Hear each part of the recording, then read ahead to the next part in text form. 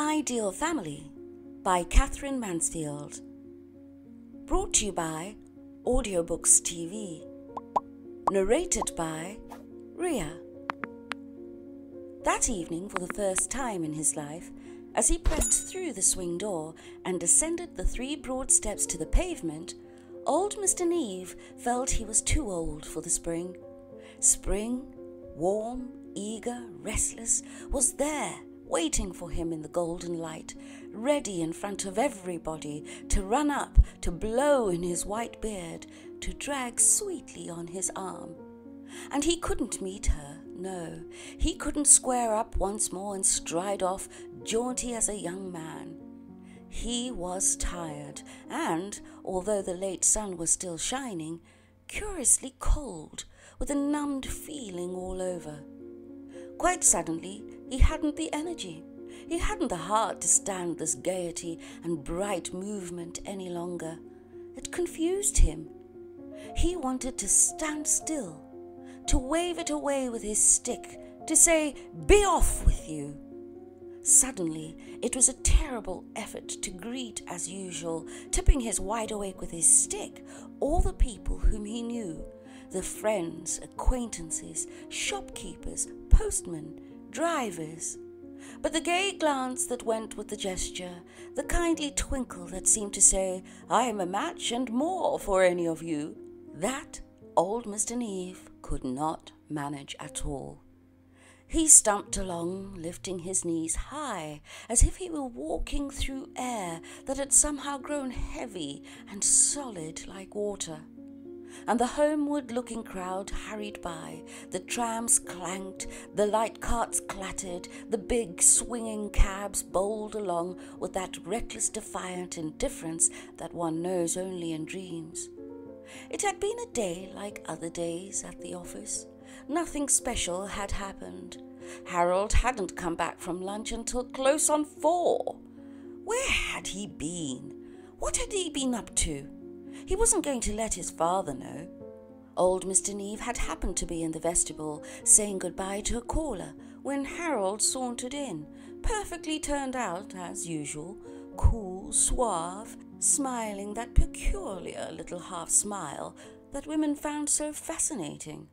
Harold was too handsome by far. That had been the trouble all along. No man had a right to such eyes, such lashes, and such lips. It was uncanny.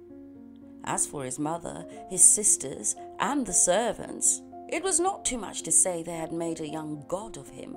They worshipped Harold. They forgave him everything, and he had needed some forgiving ever since the time he was 13, and he had stolen his mother's purse, taken the money, and hidden the purse in the cook's bedroom. Old Mr. Neve struck sharply with his stick upon the pavement edge. But it wasn't only his family who spoiled Harold, he reflected. It was everybody. He had only to look and to smile, and down they went before him. So perhaps it wasn't to be wondered at that he expected the office to carry on the tradition. But it couldn't be done. No business, not even a successful, established, big-paying concern, could be played with. A man had to either put his whole heart and soul into it, or it went all to pieces before his eyes. And then Charlotte and the girls were always at him to make the whole thing over to Harold, to retire, and to spend his time enjoying himself. Enjoying himself. Old Mr. Neve stopped dead under a group of ancient cabbage palms outside the government buildings. Enjoying himself. The wind of evening shook the dark leaves to a thin, airy cackle. Sitting at home, twiddling his thumbs, conscious all the while that his life's work was slipping away, dissolving, disappearing through Harold's fine fingers, while Harold smiled? "Why will you be so unreasonable, father? There's absolutely no need for you to go to the office.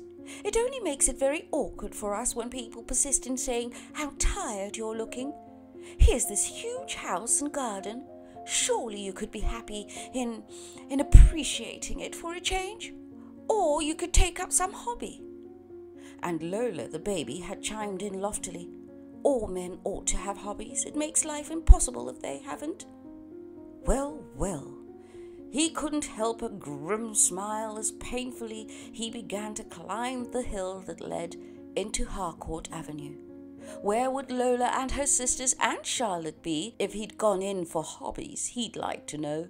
Hobbies couldn't pay for the town house and the seaside bungalow and their horses and their golf and the 60-guinea gramophone in the music room for them to dance to. Not that he grudged to them these things, no, they were smart, good-looking girls. And Charlotte was a remarkable woman. It was natural for them to be in a swim. As a matter of fact, no other house in the town was as popular as theirs. No other family entertained so much. And how many times old Mr. Neave, pushing the cigar box across the smoking room table, had listened to praises of his wife, his girls, of himself even. "You're an ideal family, sir, an ideal family. It's like something one reads about or sees on the stage." "That's all right, my boy," old Mr. Neave would reply. "Try one of those. I think you'll like them. And if you care to smoke in the garden, you'll find the girls on the lawn, I dare say." That was why the girls had never married, so people said. They could have married anybody, but they had too good a time at home. They were too happy together, the girls and Charlotte. Well, perhaps so. By this time, he had walked the length of fashionable Harcourt Avenue. He had reached the corner house, their house. The carriage gates were pushed back. There were fresh marks of wheels on the drive. And then he faced the big white painted house with its wide open windows, its tulle curtains floating outwards, its blue jars of hyacinths on the broad sills. On either side of the carriage porch, their hydrangeas, famous in the town, were coming into flower. The pinkish-bluish masses of flower lay like light among the spreading leaves. And somehow it seemed to old Mr. Neave that the house and the flowers and even the fresh marks on the drive were saying, "There is young life here. There are girls." The hall, as always, was dusky with wraps, parasols, gloves, piled on the oak chests. From the music room sounded the piano, quick, loud, and impatient. Through the drawing-room door that was ajar, voices floated. "And there were ices," came from Charlotte. Then the creak of her rocker. "Ices," cried Ethel. "My dear mother, you never saw such ices. Only two kinds, and one a common little strawberry shop ice in a sopping wet frill." "The food altogether was too appalling," came from Marion. "Still, it's rather early for ices," said Charlotte easily. "But why, if one has them at all?" began Ethel. "Oh, quite so, darling," crooned Charlotte. Suddenly the music room door opened and Lola dashed out. She started, she nearly screamed at the sight of old Mr. Neave. "Gracious father, what a fright you gave me! Have you just come home? Why isn't Charles here to help you off with your coat?" Her cheeks were crimson from playing, her eyes glittered, the hair fell over her forehead, and she breathed as though she had come running through the dark and was frightened. Old Mr. Neave stared at his youngest daughter. He felt he had never seen her before. So that was Lola, was it? But she seemed to have forgotten her father. It was not for him that she was waiting there. Now she put the tip of her crumpled handkerchief between her teeth and tugged at it angrily. The telephone rang. "Ah!" Lola gave a cry like a sob and dashed past him. The door of the telephone room slammed, and at the same moment Charlotte called, "Is that you, father?" "You're tired again," said Charlotte reproachfully, and she stopped the rocker and offered her warm plum-like cheek. Bright-haired Ethel pecked his beard. Marion's lips brushed his ear. "Did you walk back, father?" asked Charlotte. "Yes, I walked home," said old Mr. Neave, and he sank into one of the immense drawing-room chairs. "But why didn't you take a cab?" said Ethel. "There are hundreds of cabs about at that time." "My dear Ethel," cried Marion, "if father prefers to tire himself out, I really don't see what business of ours it is to interfere." Children, coaxed Charlotte. But Marion wouldn't be stopped. "No, Mother, you spoil Father, and it's not right. You ought to be stricter with him. He's very naughty." She laughed her hard, bright laugh and patted her hair in a mirror. Strange, when she was a little girl she had such a soft, hesitating voice.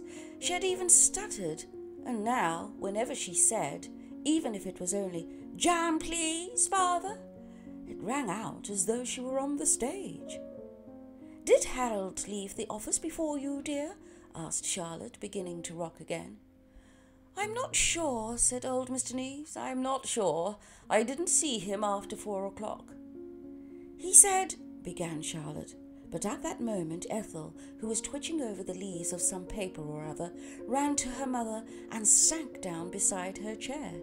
"There, you see," she cried. "That's what I mean, Mummy. Yellow with touches of silver. Don't you agree?" "Give it to me, love," said Charlotte. She fumbled for her tortoise-shell spectacles and put them on, gave the page a little dab with her plump small fingers, and pursed up her lips. "Very sweet," she crooned vaguely.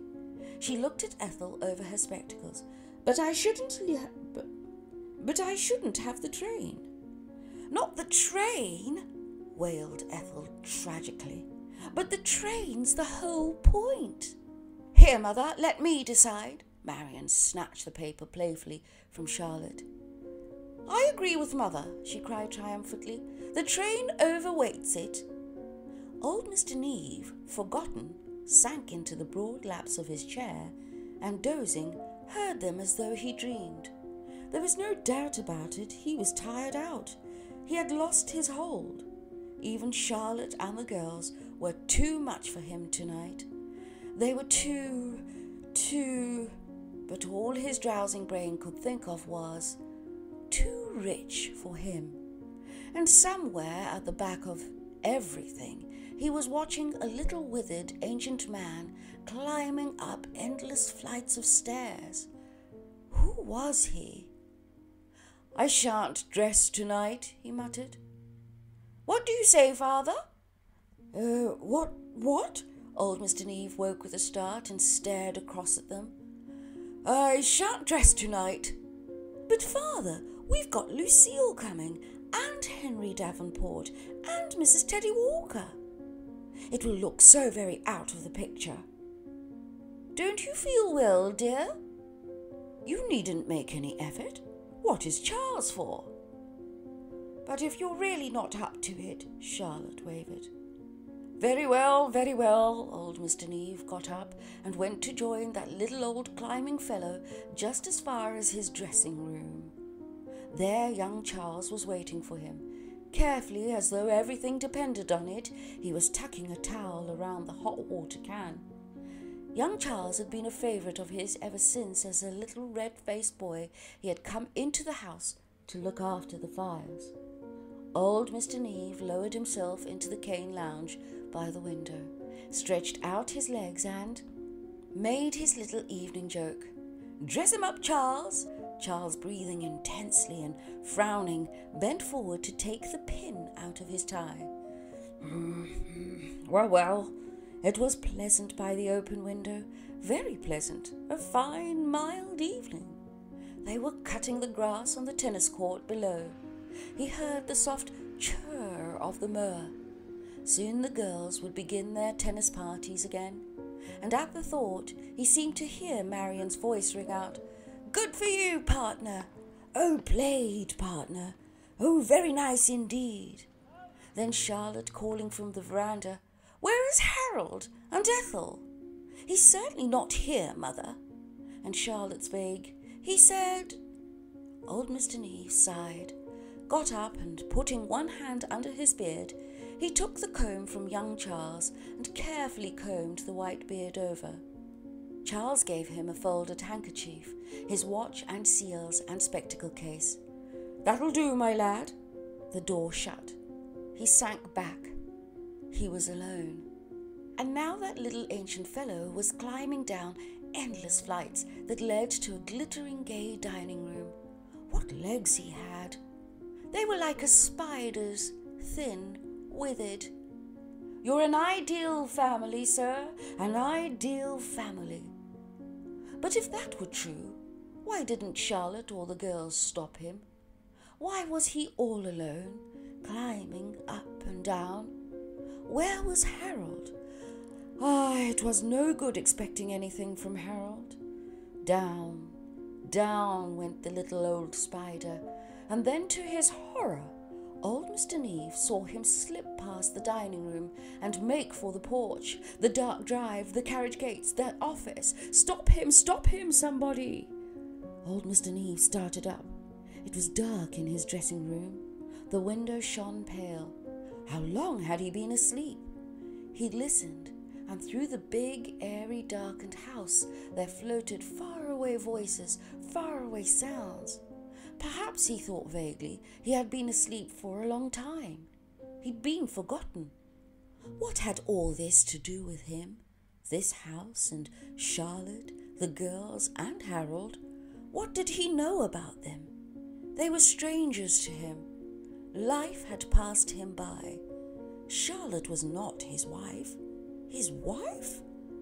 A dark porch, half hidden by a passion vine that drooped sorrowful, mournful as though it understood. Small, warm arms were around his neck. A face, a little pale, lifted to his, and a voice breathed, "Goodbye, my treasure." My treasure? Goodbye, my treasure? Which of them had spoken? Why had they said goodbye?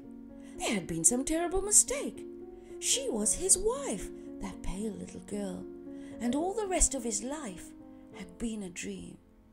Then the door opened, and young Charles, standing in the light, put his hands by his side and shouted like a young soldier, "Dinner is on the table, sir." I'm coming, said old Mr. Neave.